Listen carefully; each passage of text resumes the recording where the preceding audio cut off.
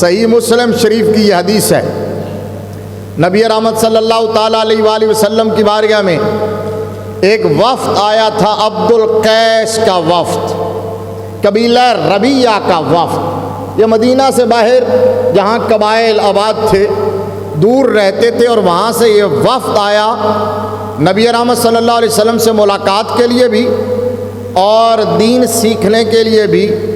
وہ وفد آیا اور سرکار کی بارگاہ میں شرف باریابی پایا، تو آقا علیہ الصلوۃ والسلام کی بارگاہ میں عرض کیا کہ یا رسول اللہ صلی اللہ علیہ وآلہ وسلم، یا رسول اللہ، ہم جہاں رہتے ہیں آپ کے اور ہمارے درمیان کفار کا ایک قبیلہ ہے جس کا نام ہے مدر، وہ کافر ہیں، آپ کے اور ہمارے درمیان وہ حائل ہیں، ہماری ان کے ساتھ مٹ بھیڑ رہتی ہے، لڑائی ہوتی رہتی ہے، ہم آپ کے پاس عام حالات میں نہیں آ سکتے، صرف حرمت والے مہینوں میں آ سکتے ہیں، کیونکہ حرمت والے مہینوں میں جنگ و جدال بند ہوتا ہے، تو ہم حرمت والے مہینوں میں آ سکتے ہیں۔ تو اب ہم آپ کے پاس آئے ہیں، موقع ہمیں ملا ہے، تو ہمیں دین کے بارے میں کوئی ایسی بات بتائیے کہ ہم خود بھی اس پر عمل کریں اور اپنے پیچھے والوں کے پاس پیغام لے کے چلے جائیں۔ خیر، سرکار دو جہاں صلی اللہ تعالیٰ علیہ وآلہ وسلم نے انہیں جو تبلیغ فرمانا تھی وہ تو فرمائی، جو احکام بتانا تھے وہ تو بتائے۔ وہ لمبی حدیث ہے، طویل حدیث ہے، کسی اور موقع پر بیان کروں گا۔ آج موضوع کا جملہ کہنا چاہتا ہوں۔ میرے آقا کریم صلی اللہ علیہ وسلم نے ان کو دین کے احکام بتائے۔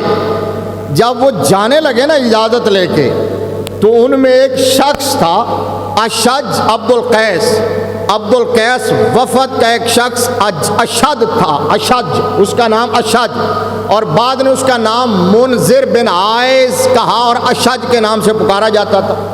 ویسے اشج کہتے ہیں بہت بڑے بہادر کو، جو بڑا جری ہو، بڑا توانا ہو۔ تو میرے مصطفیٰ کریم صلی اللہ علیہ وسلم نے اس کو ساری گفتگو کے اینڈ پر مخاطب ہو کے فرمایا اشج ان فیکا لخصلتین یحبہم اللہ تعالی الحلم والاناعۃ۔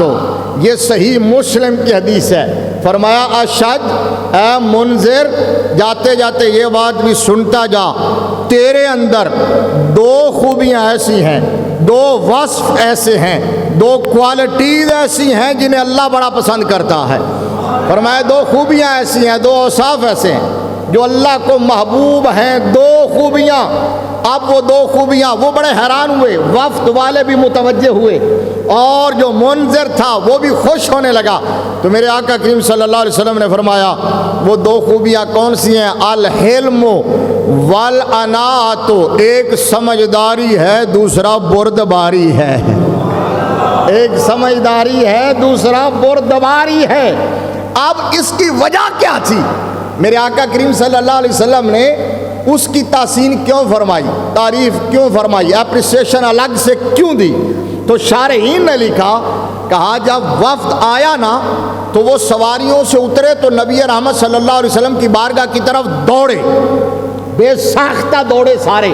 ظاہر ہے حضور سے ملاقات کے لیے آئے تھے، لیکن یہ شخص جو تھا یہ سواری سے اترا، آرام سے اس نے ماحول کا جائزہ لیا، ماحول کا جائزہ لینے کے بعد سکون سے سواری کو باندھا، سواری کو باندھنے کے بعد صاف ستھرا نیا لباس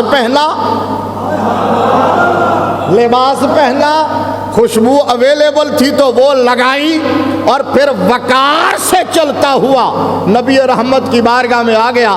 میرے لجپال کی نگاہیں دیکھ رہی تھی، اس لیے فرمایا تمہارے اندر یہ دو خوبیاں ہیں جو کائنات کے رب کو بڑی پسند ہیں، ایک سمجھداری ہے، دوسری بردباری ہے۔